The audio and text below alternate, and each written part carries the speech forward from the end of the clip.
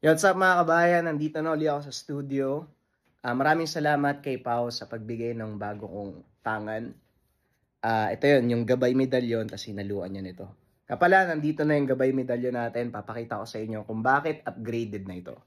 Ito yung sinasabi kong upgraded gabay medalyon natin mga kabayan. Kung papansin nyo, makapal na siya. Ayan o. Yung loob nito, andyan pa rin yung sign, baliktaran. Sa loob, merong palaman ng mga mutya. Iba't ibang uri ng mga gamit. Pakita ko lang sa screen, eto siya. Yan. Kaso hindi ko pwedeng sabihin kung ano yung pinakapangalan yan. Pero yung mga yan, mga kabayan, nasa loob ng medalyon. Meron na tong mutya at siguradong mas mabisa na ito. Sa lahat ng interesado, mag-message lang or mag-comment, may sasagot sa inyo. Maraming salamat. Hindi mo alam ang sinasabi mo, Pilipo. Sa palagay ko, hindi pa ito ang tamang oras para pag-usapan ng tungkol sa bagay na yan. Wika ni Lolo Berong. At bakit nyo naman po nasabi, Lolo? Tanong ni Pilipo. Sa palagay ko, hindi ka pa rin handa para unawain ang mga nangyayari. Kaya sa ngayon, huwag mo munang isipin ang tungkol sa mga magulang mo. Marami kang dapat pagtuunan ng pansin. Kagabi, habang wala ka, isang mangingisda mula sa playa ang nagpunta. Pinapasundo ka dahil kailangan ng tulong ng kanyang anak. Baka mamayang hapon babalik siya. Tugon ni Lolo Berong sabay talikod. Nagdadalawang isip itong magsalita tungkol sa mga magulang ni Filipo dahil inaalala nitong hindi mauunawaan ng binata ang lahat. Ang mabuti pa, magpahinga na muna tayo. Sasamahan kita mamaya sa playa. Tama ang lolo mo. Huwag mo munang pag-aksayhan ng oras ang tungkol sa mga magulang mo. Masisira lang ang ulo mo kakaisip. Lolo Berong, dito muna ako makikitulog ha. Wika ni Ipong. Matapos magsalita, bigla nitong isinalampak ang sarili sa upuan. Hindi pa man nakakalipas ang 10 segundo, humihilik na ito. Psst, pampihira. Tulog ka agad? Ay nako, makatulog na nga lang din. Marahang pumasok sa silid ang binata at nahiga sa kama. Gaya ni Ipong, ilang segundo lang ang lumipas, kaagad na rin siyang nakatulog. Hapon na nang magising ang binata at nagtataka ito dahil hindi naman dumating ang sinasabing mangingisda ni Lolo Berong. Lo, magandang hapon. Nagpunta po ba yung mangingisda? Tanong ni Filipo. Hindi pa po eh. Antayin mo lang. Kasi sabi niya ngayong hapon daw siya pupunta. Ay, teka. Mukhang siya na yan Tugon ni Lolo Berong. Nilingon naman ito ni Filipo. Nakita ang isang matipunong lalaking naglalakad papasok ng kanilang bakuran. Magandang hapon po, Mang Berong. At sa'yo din, Pilipo. Pasensya na sa istorbo ha. Pero kailangan ko kasi ng tulong niyo eh. Wika ng lalaki. Apo, siya ang sinasabi ko sa'yo, si Badong. Ay sige na, maiwan ko muna kayo ha para makapag-usap. May gagawin lang ako sa loob. Pagpapakilala ni Lolo Berong. Pag-alis ng matanda, kaagad namang pinaliwanag ni Badong ang pakay. Sinabi niya ang buong pangyayari at ayon sa kanya, marami sa kanilang mga kababaihan ang nawawala, lalo na ang mga nagdadalang tao. Hindi matukoy ng mga taong bayan kung ano ang posibleng dahilan ng pagkakawala ng mga ito. Ngunit ang nakakapagtaka, nasa edad 18 hanggang 30 taong gulang na babae lang ang nawawala. May mga bakas bang naiwan? O hindi kaya naman may mga bangkay na nakita? Tanong ni Pilipo. Wala po kaming nakikitang bangkay. Kaya umaasa pa din ang mga pamilya ng mga nawawala na makikita pa sila, na buhay pa sila. Tugon ni Badong. Akmang magsasalita pa sana si Pilipo nang bigla namang sumabat sa usapan si Ipong na nooy papungas-pungas pa palabas ng tahanan. Ay, hindi ba? Pasensya na, kakagising ko lang. Hindi ba dapat sa mga pulis kayo lumalapit? Tanong ni Ipong. Ginawa na din namin yan eh. Pero ang sabi nila, iimbestigahan nila ang nangyari. Pero ilang linggo na simula nang nag-report kami, wala namang naging resulta. Ganun pa din ang sinasagot nila. Tugon ni Badong. Habang nag-uusap ang dalawa, napansin ni Pilipo na iba ang tingin ng kaibigan kay Badong.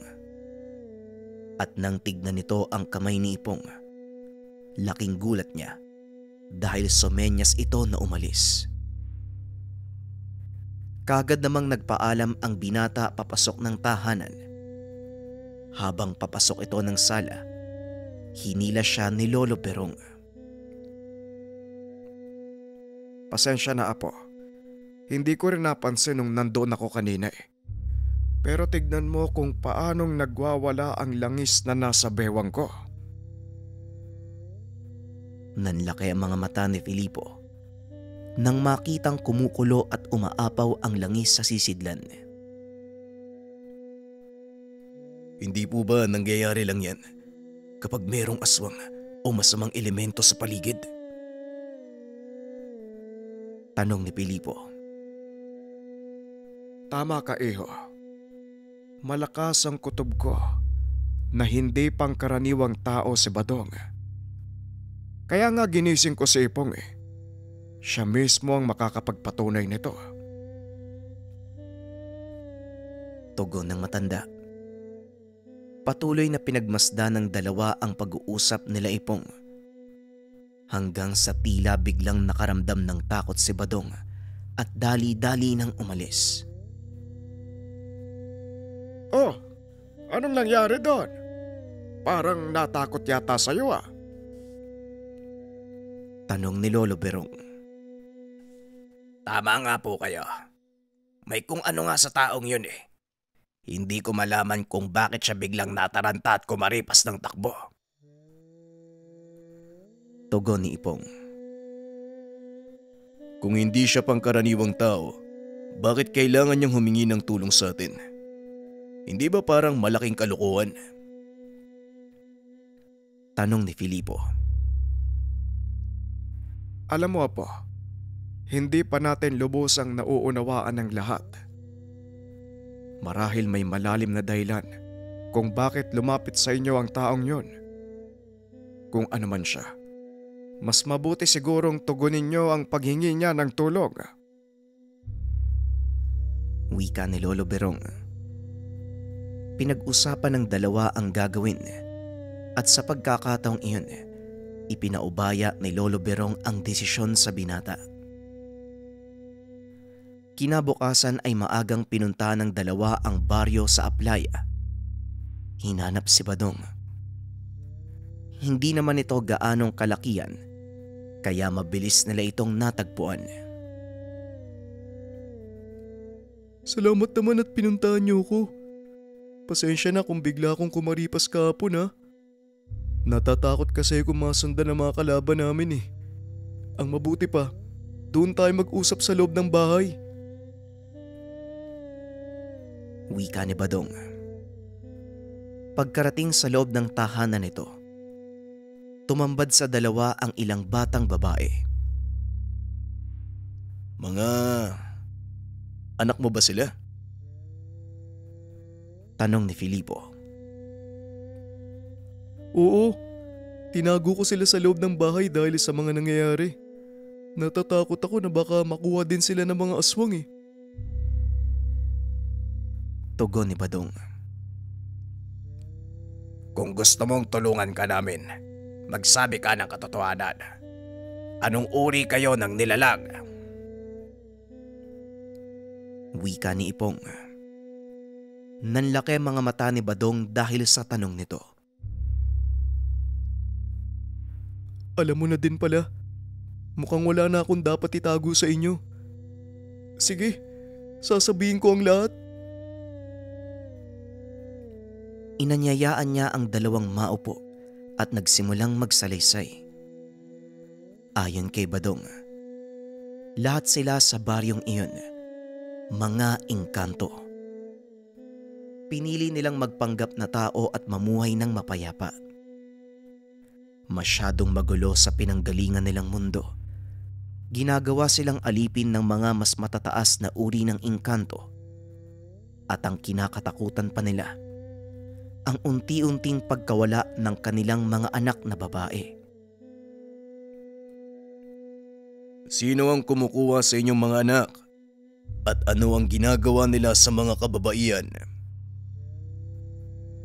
Tanong ni Filipo. Ginagawa nilang alay eh. At ang ilang babaeng mapipili nila, nagdadala ng mga susunod nilang lahi. Wika ni Badong. Nagkatinginan ang dalawa at nagulat sa sinabi ni Badong. Anong uri ng aswang ang gumagawa nun? Nagpaparami sila ng lahi? Tanong ni Filipo. Mukhang alam ko na kung ano ang kalaban natin dito. Badong, ipunin mo ang mga kababaryo mo. Kailangan nilang marinig ang sasabihin ko. Tugon ni Ipong. Dali-daling pinatawag ni Badong ang mga kasamahan. Kaagad namang pinulong ni Ipong ang mga ito. Sigurado ko bang gagana ang plano mo, Manong? Tanong ni Filipo. Hindi rin ako sigurado. Dahil ito ang unang pagkakataon na kakaharapin natin ang mga bangkilan. Pero ang hindi ko maintindihan, kung bakit nila kailangan ng mga engkantong babae para lang magparami. Tanong ni Ipong. Kinagabihan, matyagang nag-abang ang mga kalalakian. Sumang-ayon naman si Badong na ipain ang kanyang dalawang anak na babae. Hinayaan nila ang dalawang dalaga sa labas ng tahanan habang ang lahat ng mga taga-baryo patuloy lang na ginagawa ang pang-araw-araw na gawain. Ang mga anak ko na lang ang natitirang dalaga sa baryong to. Kapag nakita sila ng mga aswang, paniguradong darating ang mga yun. Wika ni Badong. Anga din ako sa'yo, Badong, ha? Nagagawa mong isakripisyo ang sarili mong anak sa isang bagay na walang kasiguraduhan. Wika ni Filipo. Tama ka, Filipo. Wala ngang kasiguraduhan ang ginagawa natin. Pero handa akong sumagal sa inyo. Alam ko magagawa niyo kaming tulungan eh. Tugon ni Badong. Napatingin sa binata si Ipong at tumango. Nagpaalam si Badong upang kumuha ng kape. At saktong pag-alis nito, pinaulanan ng pangaral si Filipo. Filipo, ano ka ba naman? Hindi mo man lang naisip kung gaano kahirap para sa isang amang isakripisyo ang sariling mga anak. Minsan, pakiramdaman mo rin ang paligid bago ka magsalita. Wika ni Ipong. Pasensya na, Manong. Nagsasabi lang ako ng totoo. Una sa lahat, hindi natin alam ang kakayahan ng kalaban o ang mismong lahi nila. Pangalawa, kung sakali mang dumating sila, tayong dalawa lang ang nandito. Kaya hindi mo mayalis sa akin na magkaroon ng alinlangan. Tugon ni Filipo. Mag-isip ka nga. Sa palagay mo, Bakit hihingi sa atin ng tulong ang isang baryo ng mga engkanto? Bakit sa dinami-dami ng mga albularyo at antingero sa paligid, bakit sa atin sila lumapit? Mukhang nakakalimutan mo yata ang taglay mong kakayahan. Muling wika ni Ipong. Bahagyang napaya ang binata sa sinabi nito. Kaya nagpa siyang umalis muna at maglakad-lakad. Habang nasa kalagitnaan ng pamamasyal, hindi maalis sa isipan ng binata ang mga sinabi ni Ipong. Akala mo kung sino magsalita? Tss, lagi din namang tulog. Napahinto sa pagsasalita ang binata nang makasalubong nito ang dalawang kalalakihang naglalakad papunta naman sa direksyon ng baryo. Kadalasang papunta sa bayan ang nilalakaran nito, kaya hindi imposibleng may ibang tao siyang makasalubong. Nakatitig lang ito sa kanya at ganun din ang ginawa ng binata. Ngunit nakaramdam ito na parang may mali, kaya kagad niyang sinundan pabalik ang mga kalalakihan. Sandali lang. Saan kayo pupunta? Tanong ng binata. Kagad namang huminto ang dalawang lalaki at lumingon. Pauwi na kami sa baryo. Bakit mo tinatanong? Tugon ng isa sa mga kalalakihan. Pauwi na kayo. Nadala niyo ba ang pinabili ni Badong? Tanong ng binata. Sinusubukan nitong huliin ang mga kalalakihan kung nagsisinungaling ba ito o hindi. Oo, nandito. Sige na, mauuna na kami sa iyo. Tugon ng isa pang lalaki. Akmang magpapatuloy na sa paglalakad nang muli silang hinarang ng binata. Sandali lang. Maaari ba ako makahingi ng pinapabili ni Badong? Wika ni Pilipo. Biglang natigilan ang dalawang kalalakihan. Dali-daling tumakbo pabalik sa pinanggalingan. Ngunit sa kasamaang palad, nagawa na silang tigalpoy ni Pilipo. Unti-unting napalod ang mga ito hanggang sa tuluyang madapa sa lupa. Walang niya ka. Ano sa palagay mo yung ginagawa mo? Wala kang alam, kaya huwag ka nang makigulo pa. Wika ng isa sa mga kalalakihan. Tama ka. Wala nga akong alam. Kaya kung ako sa'yo, magsisimula na ako magsalita. Tugon ni Filipo. Wala kaming sasabihin sa'yo at hindi mo alam kung sino ang kinakalaban mo. Tugon ng isa pang lalaki. Ganun na. Patuloy kayong magmamatigas. Pwes, nagkakamali kayo ng binangga dahil maikli lang ang pasensya ko. Tugon ni Pilipo. Sabay dampot sa isa sa mga kalalakihan.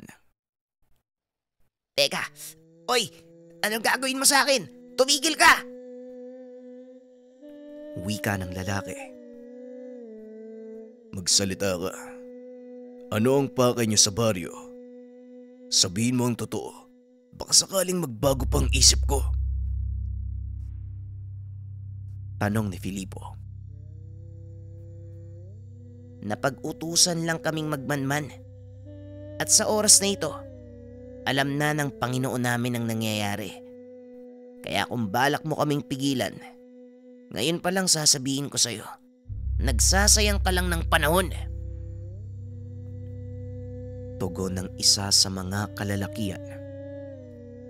Napagtanto ng binata na mula sa panig ng mga bangkilan ang dalawang ito. Kaya hindi na nagsayang pa ng oras si Pilipo. Dali-dali niya itong dinala pabalik sa baryo. Sino naman yung dalawang yan? Tanong ni Ipong. Mga espiya ng kalaban Nakasalubong ko sila sa daan papunta dito eh. Tugon ni Filipo. Biglang tumawa ng malakas ang isa sa mga kalalakihan na labis namang ipinagtaka ng binata. Ilang sandali pa ay dumating si Badong. Nanlaki mga mata nito nang makita ang dalawang lalaki. Mga baging langit! Filipo! Anong ginawa mo sa mga kapatid ko? Wika ni Badong habang itinatayo ang dalawang lalaki. Paano mo nasabing kapatid mo yung dalawang to? Eh sila mismo nagsabi sa akin na mula sila sa panig ng mga bangkilan. Tugon ni Filipo. Halatang gulong-gulo na ito at lalo pang naiinis. Nang makitang pinagtatawanan siya ni Badong at ng dalawang kalalakihan. Ay naku naman talaga, oo. Nabiktima ka ng dalawang yan eh. Pasensya ka na, Filipo ha. Siya nga pala, yung dalawang yan si Matos at Berhel. Kagaya ng sinabi ko, kapatid ko sila. Wika ni Badong. Pasensya na kung hindi kami kaagad nagsabi sa iyo. Pero hindi ba isa kang manggagamot? Hindi mo ba kami naramdaman? O wala ka man lang bang nakitang kakaiba kanina? Tanong ng isa sa mga kapatid ni Badong na nagpakilala bilang Matos. Hindi ako sigurado pero masama na ang kutob ko simula nang makasalubong ko kayo eh. At hindi nakakatuwa nangyari. Alam niyo bang kamuntikan ko na kayong mapatay? Wika ni Filipo.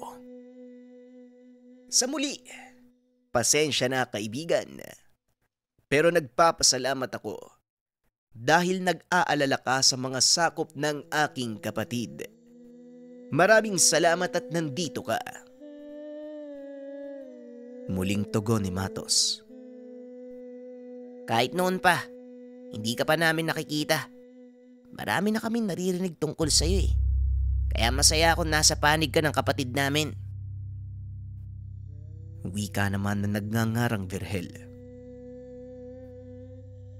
At totoo ang sinabi namin kaninang mga espiya kami. Naglalagi kami sa kuta ng mga kalaban at pinakikiramdaman ang kanilang kilos. Wika naman ni Matos. Tama sila, Filipo.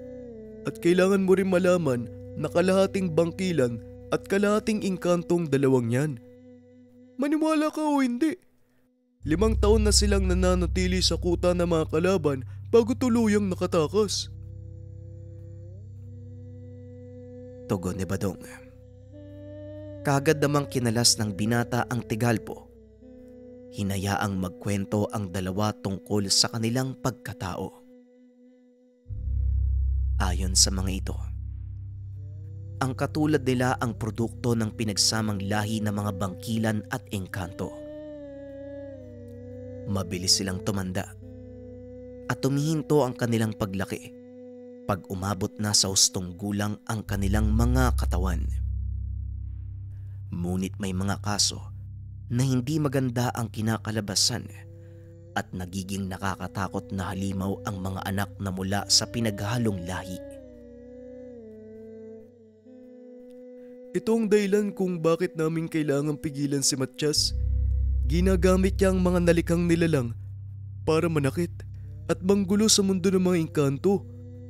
At ngayong alam na nilang dito kami nagtago sa mundo nyo, paniguradong hahabulin nila kami. Wika ni Badong. Bigla naman itong sinuntok ni Filipo. Kaya naman pala, kayo ang dahilan kung bakit sila nandito. Kung hindi kayo nagtago sa mundo namin, wala sanang ganitong kaguluhan. Wika ni Filipo. Kagad namang inawat ni Ipong ang binata. Tama na, Filipo. Kagaya nga ng sinabi nila, gusto lang ni Badong na pangalagaan ang kanilang angkan. At para sa kanila, ang mundo natin ang pinakaligtas sa pagtaguan. Tugon ni Ipong. Hinawi ng binata ang kamay nito at kagad na umalis. Pasensya na, pero ayokong makisali sa gulong ito. Uuwi na ako, Manong. At kung gusto mong manatili, bahala ka. Wika ng binata. Kagad siyang naglabas palabas ng bayan. Hindi na ito pinigilan ni Ipong dahil nauunawaan nito ang binata. Pasensya na kayo, Badong. Magulo ang isipan ng batang yon. At parang walang direksyon eh. Pero huwag kayo mag-alala. Babalik din yan. Wika nito. Natawa lang si Badong sa sinabi ni Ipong. Ilang sandali nga ay bumalik ang binata. Napakamot ito ng ulo at naupo sa ilalim ng puno. Mabuti naman bumalik ka. Halika, Pilipo. Luto na din yung hapunan. Kumain na muna tayo. Wika ni Badong. Kagad namang nilapitan ni Ipong ang binata. Oh, akala ko uwi ka na. Bakit ka pa bumalik? Tanong ni Ipong. Naalala ko, nagpalit yun pala ng baboy Ramoy. At nakitulong ako sa paghabol nun kanina. Alam nga naman, hindi ako makikain. Pinaghirapan ko rin yun, oh. Sayang naman. Pagdadaylan ni Pilipo. Ang totoo, inusig ito ng konsensya niya sa sinabi niya kay Badong. Matapos kumain, kinausap nito sina Matos at Vergel. Nga pala, pasensya na kayo sa mga sinabi ko, ha. Nadala lang ako ng emosyon eh. Kayo naman kasi, bakit niyo ako pinagtripan kanina? Pwede niyo naman sabihin kung sino kayo eh. Pwede niyo naman sabihin yung totoo eh. Wika ni Filipo. Pasensya na, kaibigan. Malayo pa lang, alam na naming kakampi ka. Kaya naisip naming maglaro ng kapatid ko. Pero nagpapasalamat ako. Hindi mo kami tinuluyan. Wika ni Matos. Oo nga. Akala ko kanina, mamamatay na ako eh. Wika ni Vergel. Ayos lang. Ang mga kilos ko ay nababatay kung anong nararapat. At isa pa, nangako kasi kami ng kasama ko na tutulungan si Badong. Pag-uusap ng tatlo. Samantalang si Ipong naman ay nakikipag-usap kay Badong. Pinapaliwanag nito kung bakit ganon ang ugali ni Filipo. Halos sa akin lumaki ang batang yan eh. Kaya kilala ko ang ugali niya. Magaspang kung magsalita. Pero ang totoo, napakabait at maalalahanin si Filipo. Hindi ko din siya masisisi dahil sa nangyari sa mga magulang niya. Pinaliwanag ni Ipong ang katotohanan kung bakit naulila ang binata. Laking gulat nito dahil sa naging tugon ni Badong. Kung ang tinutukoy mong mag-asawa, si Belen at Romel, kilala ko ang dalawang yun. At hindi pa sila patay. Alam kong nasa mundo pa din sila at patuloy na nakikipaglaban kay Matias. Wika ni Badong. Teka, sigurado ka ba sa sinabi mo, Badong? Kung totoo man ang sinasabi mo, magandang balita to para kay Filipo. Tugon ni Ipong. Ano yun, Manong Ipong? Anong magandang balita yung sinasabi mo? Biglang napalingon si Ipong sa kinaroroonan ng binata. Wala naman, Pilipo. Andiyan ka pala. Eto ang magandang balita. Wika ni Ipong habang itinataas ang isang lambanog. Napangiti ang binata at kagad na inakbayan si Ipong.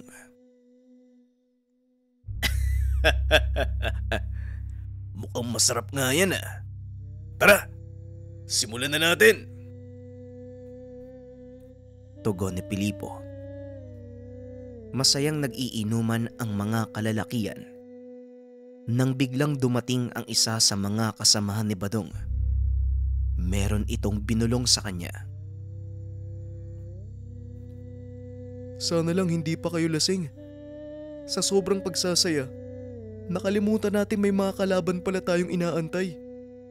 Sinabi ng kasama ko, paparating na ang pangkat ni Matias. Wika ni Badong. Huwag kang mag-alala. Amoy chiko lang ako, pero hindi ako lasing. Tara, Manong Ipong! Tugon ni Pilipo. Sabay dampot ng itak. Sandali lang, Pilipo. Hindi natin alam kung saan sila magmumula at kung ilan ang bilang nila. Kaya maghulos dili ka.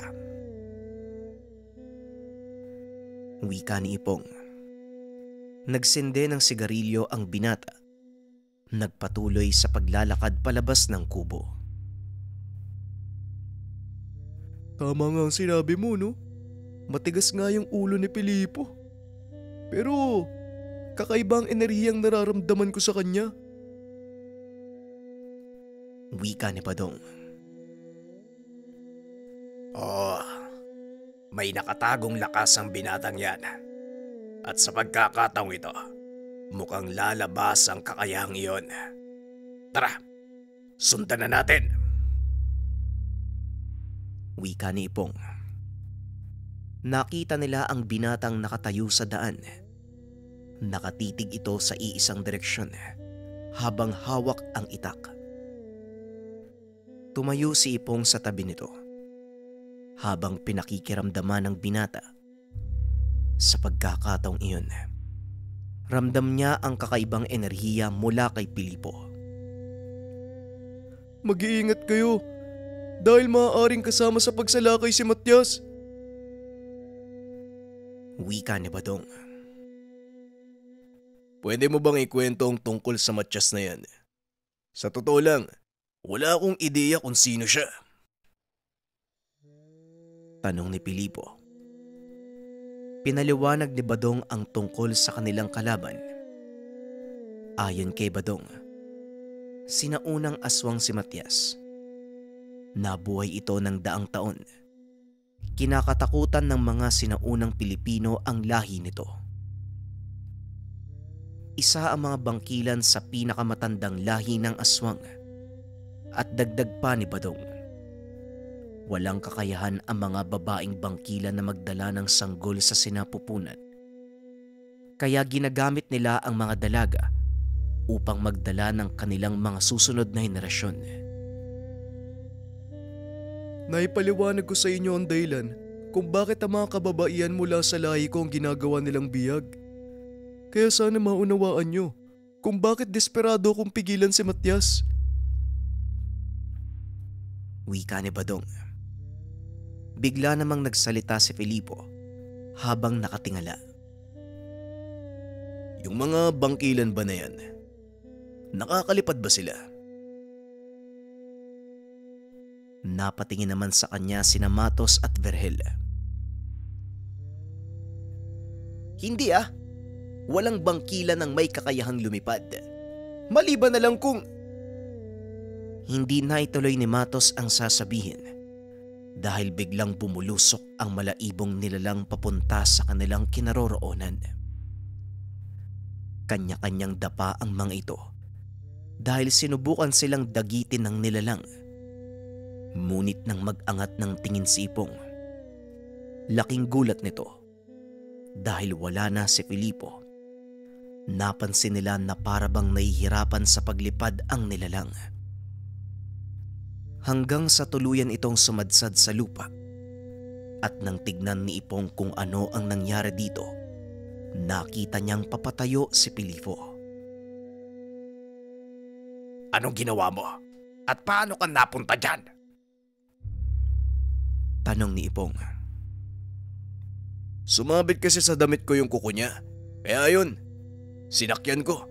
Pinagsasaksak. Wala naman palang... Hindi na ituloy ng binata ang sasabihin nang bigla siyang itulak ni Ipong palayo. Nanlaki ang mga mata ng binata nang makitang tumatayo ang nilalang. Sa pagkakataong iyon, ibang anyo ang nagpakita sa kanila.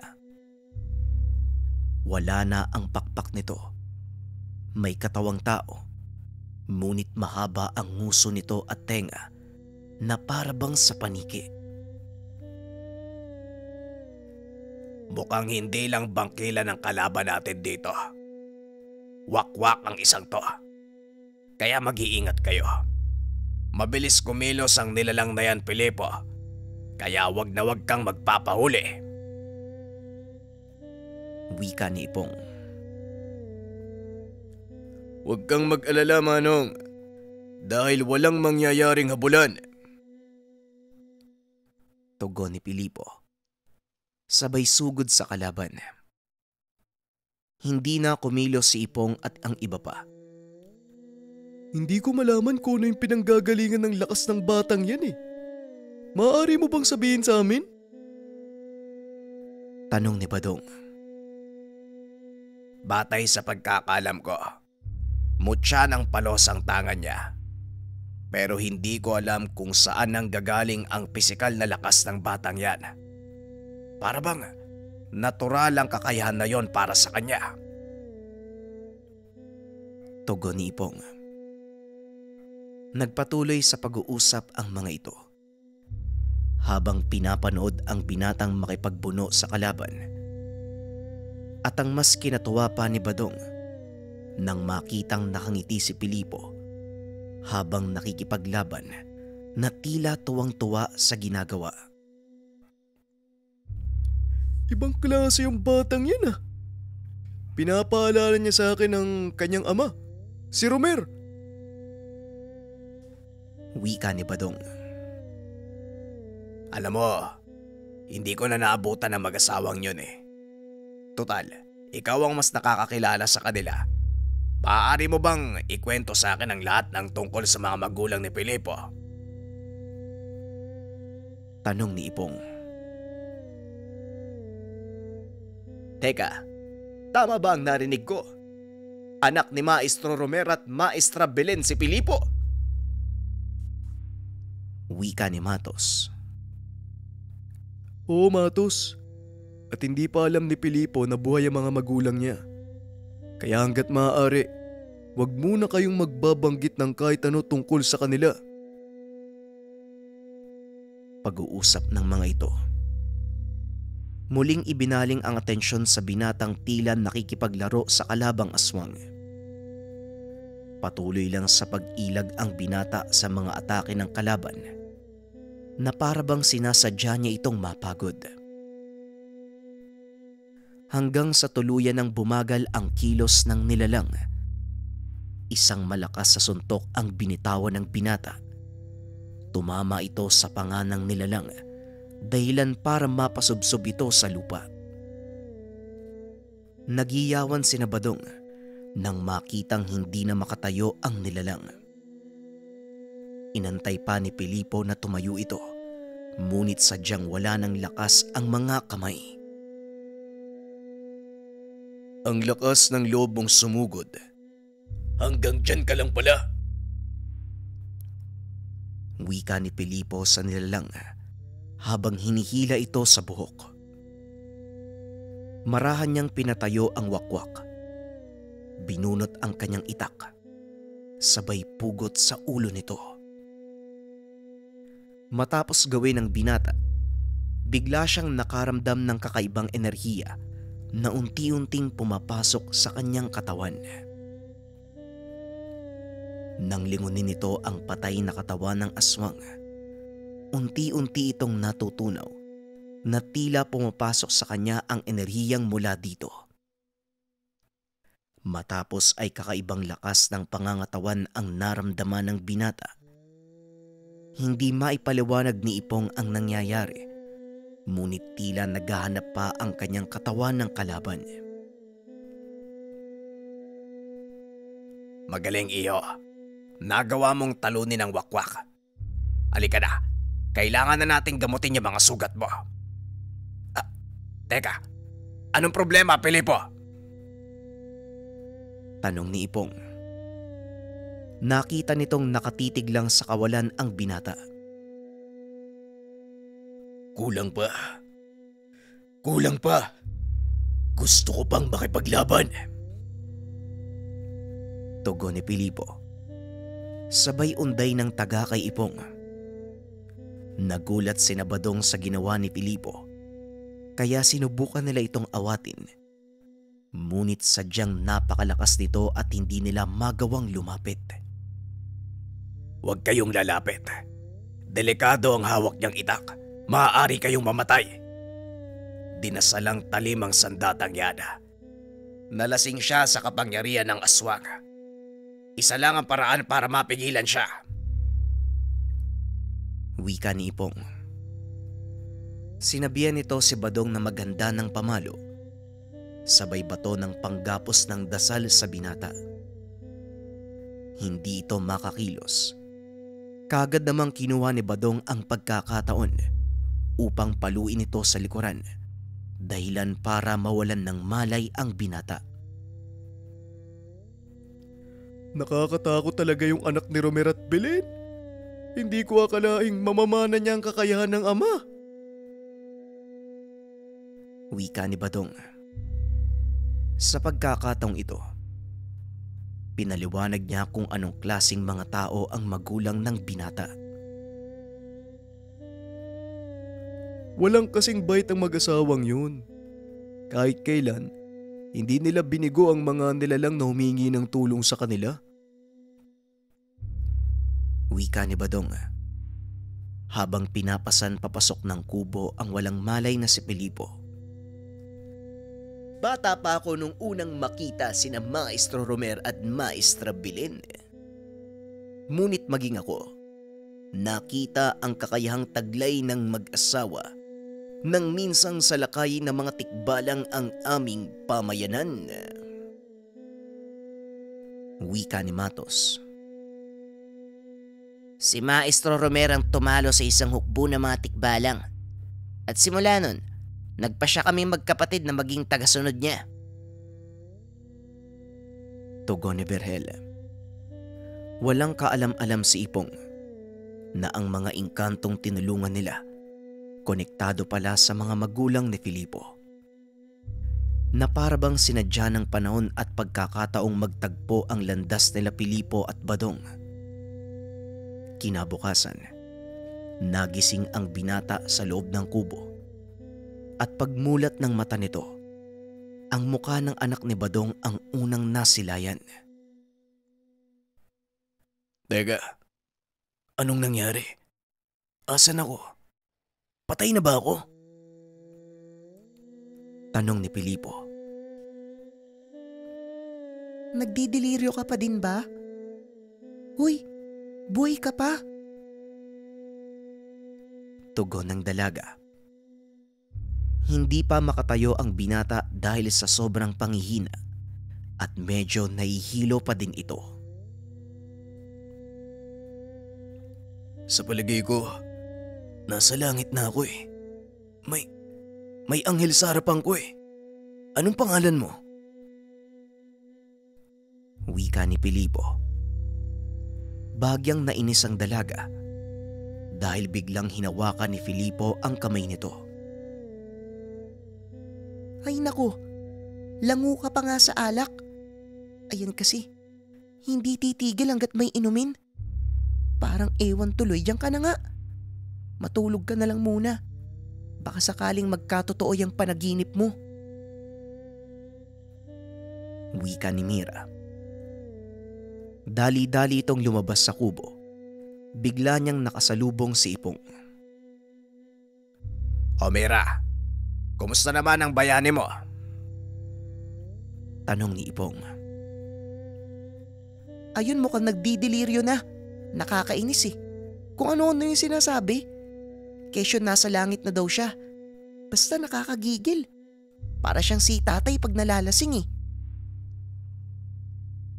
Tugon ni Mira. Naiinis ka nga ba? Bakit ka nakagiti? Namumula ka pa? Tanong ni Ipong. Isa ka pa, Manong ha. Kung hindi nyo kami tinulungan kagabi, ibubuhos ko sa iyo tong tubig sa batya. Wika ni Mira. Kalma lang. Nagbibiro lang ako. Pero alam mo Mira, kahit ganyan yan si Filipo, mabait yan. Kaso nga lang hindi niya alam yon. O siya, hinahanap ka pala ng tatay mo. Pag-uusap ng dalawa. Kagad namang pumasok sa kwarto si Ipong. Nakitang natutulog ang binata. Nanlaki ang mga mata nito dahil wala na ang mga pasa nito sa muka. Maging ang mga galos sa braso at katawan ay parang binura. Dali-dali itong lumabas upang sundan si Mira. Maswerteng hindi pa ito nakakapasok sa kubo ng ama. Mira, sandali lang. May tatanong lang ako ha. Ikaw ba ang nag-asikaso kay Filipo kagabi? Tanong ni Ipong. Opo, Manong. Bakit po? Tugon ni Mira. Napansin mo ba yung mga pasa niya sa kayo mga galos? Opo. Kaya nga po nasabi kong nabugbog yung katawan niya eh. Bakit po, Manong? Patay na ba siya? Hindi patay. Kasi nung tinignan ko siya ngayon lang, wala na yung mga pasa niya eh. Nagulat ang dalaga dahil nang iniwan niya ito. Halos lamog ang mukha ng binata. Dali-dali silang bumalik sa kubo at nakitang nakaupo na si Filipo sa higaan. Nang lumapit ang dalaga upang usisain ang katawan nito, hinila ni Mira ang damit nito upang tignan ang mga galos sa katawan, maging sa muka. Aray, dahan-dahan naman. Napano ka ba para ka namang mauubusan eh? Bakit ba? Ano bang nangyayari? Tanong ni Filipo. Nagkatinginan si Ipong at Mira dahil halatang walang alam si Filipo sa nangyayari. Alam mo bang halos hindi ka na makilala sa dami ng pasamo kagabi? Tapos kaninang umaga, lamog yung mukha mo eh. Ano bang nangyari? Tanong ni Mira habang nakahawak sa dibdib ni Filipo. Wala ka bang balak alisin yung kamay mo sa dibdib ko? Alam mo, wala din akong ideya sa nangyari kagabi. Nagising na lang ako may pangit na nagpapunas sa noo ko. Tugon ni Filipo. Isang malutong na sampal ang dumampi sa pisngi nito. Napailing na lang si Ipong dahil sa ugali ng binata. Tinignan ni Filipo ang sarili sa salamin, ngunit wala naman itong nakitang kakaiba. Habang nag-uusap ang tatlo ay biglang dumating si Mang Badong, kasama ang isang babae at isang lalaki. Mabuti naman at gising ka na, Filipo. May mga bisita kayo. Wika ni Badong. Paglingon ni Ipong, nanlaki ang mga mata nito at hindi makapagsalita. Magandang umaga, Ipong. Kumusta? Wika ng lalaki. Napalingon si Filipo at nagtaka dahil nakita nito ang panauhing babaeng umiiyak habang nakatitig sa kanya. Ale, may problema po ba? Bakit po kayo umiiyak? Manong, sino po sila? Kilala niyo po ba yung mga yan? Tanong ni Filipo. Marahang lumapit sa kanya ang babae. Hinaplos siya sa pisngi. At sa hindi may paliwanag na dahilan, biglang tumulo ang luha ni Filipo. Hindi nito naiintindihan ang nararamdaman, kaya dali-daling tumakbo palabas ang binata. Kagad namang sinundan ni Mira. Naiwan sa kubo sina Badong, Ipong, kasama ang dalawang panauhin. Pasensya ka na, Ipong, ha? Biglaan din kasi yung pagdating nila.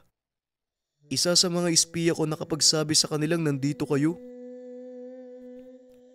Wika ni Badong. Walang anuman, kaibigan. Robert, Belen, ikinagagalak ko kayong makilala. Pasensya na kayo sa naging asal ni Filipo. Tugon ni Ipong. Mukhang hindi naturuan ni Tatay Berong ng magandang asal yung anak ko. Wika ni Romer. Nagpantig ang tenga ni Ipong. Anong sinabi mo? Wala kang alam sa naging buhay ng anak mo. Kaya wag mong ibunto ng sisi sa matanda. Dahil kayong mag-asawang nagkulang, kayo ang dapat sisihin kung bakit lumaking magaspang ang ugali ng anak nyo. Tugon ni Ipong sabay tulak kay Romer. Sinundan nito ang binata. Ngunit nang makitang nakaupo ito kasama si Mira, hinayaan na lang niya ang dalaga na magpakalma kay Filipo. Filipo, bakit ka umalis? Kilala mo ba yung dalawang yun? Tanong ng dalaga. Hindi, Mira. Ngayon ko lang din sila nakita eh. At yun nga yung nakakainis. Kasi hindi ko alam kung bakit ako naiyak nung hawakan ako ng babae. Bigla ako nagalit nang makita ko yung lalaki. Ay naku, ano bang nangyayari sa akin? Tugon ng binata. Hindi pa din ito mapigilan ang sarili sa pag-iyak. Sa loob ng mahabang panahon hindi niya ito nagawa. Lumaki ang binatang matatag ang kalooban. Ang huling iyak nito ay nang malamang patay na ang mga magulang. Alam mo, hindi ako sigurado pero naramdaman ko na din yung ganyang kalungkutan eh. Nung namatay si ina, subukan mong pakalmayin yung sarili mo. Mas magandang kausapin mo sila para malaman ang katotohanan. Wika ng dalaga. Hindi na nagawang magsalita ni Filipo dahil niyakap siya nito mula sa likod. Hindi maipaliwanag ng binata ang biglaang paggaan ng pakiramdam na tila unti-unting nawawala ang nararamdamang galit at lungkot. Salamat, Mira. Itong unang pagkakataong may yumakap sa akin. Ayos pala. Masarap pala sa pakiramdam. Wika ni Filipo. Huwag kang masanay ah. Baka hanap-hanapin mo yung yakap ko. Ngayon lang to. Pinaiyak ka ng babae. Wika ni Mira. Huwag mo muna akong bitawan. Kahit ilang minuto lang. Salamat. Nanatili ang dalawa. Hanggang sa hindi namalayan, kapwa silang nakatulog sa lilim ng punong kahoy. Nagising na lang ang mga ito nang biglang sumulpot si Felisa, ang nakababatang kapatid ni Mira. Aba. Ang sarap ng buhay niyong dalawa dito ah. Hoy Mira, kanina ka pa hinahanap ni tatay. At ikaw naman, bakit mo niyayakap yung ate ko? Isusumbong kita kay tatay. Kailangan mong panagutan yung kapatid ko. Wika ni Felisa. Dali-dali namang tinakpan ni Mira ang bibig ng kapatid. Tumahimik ka nga, baka may makarinig sa'yo. Isipin pa, totoo yung sinasabi mo. Sige na, susunod na ako. Napalingon si Mira kay Filipo para sana humingi ng paumanhin. Ngunit hindi niya naituloy. Nakita nitong nakangiti ang binata habang nakatitig sa kanilang magkapatid. Sige na, baka magalit si Manong. At saka huwag ka mag-alala, Felisa. Papanagutan ko yung ate mo. Wika ng binata. Napailing na lang si Mira. Kagad na ding tinungo ang kubo ni Badong. Panandali ang nanatili si Filipo sa lugar. Ilang sandali pa ay dumating si Ipong kasama ang dalawang panauhin. Nandito ka lang pala. Kanina pa ako paikot-ikot sa baryo. Kaya pala, may papakilala ko sa'yo. Si Romero at Isabel. O Filipo, sila ang mga magulang mo. Biglang napalitan ng yamot ang ngiti sa mukha ng binata. Dahil ang pagkakaalam nito, patay na ang kanyang mga magulang. Niloloko mo ba ako, Manong Ipong? Nandun ako nang ilibing ang nanay at tatay ko. Tandang-tanda ko yun. Anong sinasabi mong boy sila? Tanong ni Filipo. Maniwala ka, Filipo. Kahit ako, hindi makapaniwalang boy pa sila. Si Badong ang naging daan upang magkita-kita tayo. Wika ni Ipong.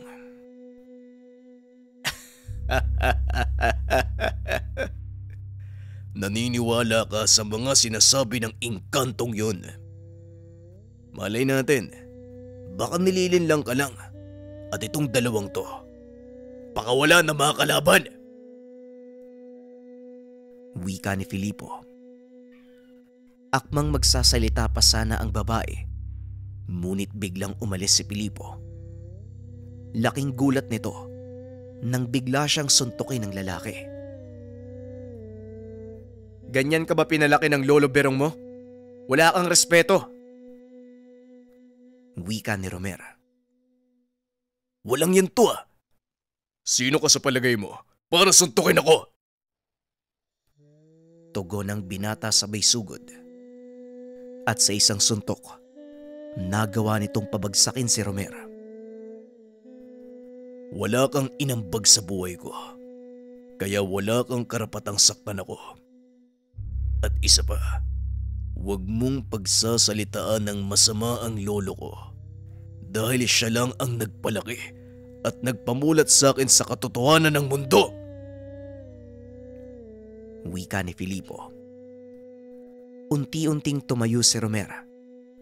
Akmang susugod pa sana ito nang bigla siyang pigilan ni Ipong. Tama na, Romero. Kagaya ng sinabi ko sa'yo, hindi mo mapipilit na tanggapin ng anak mo ang katotohanan. Matagal kayong nawala at inisip ng bata na patay kayo. Ilagay mo ang sarili mo sa katayuan niya. Siguradong maiintindihan mo siya.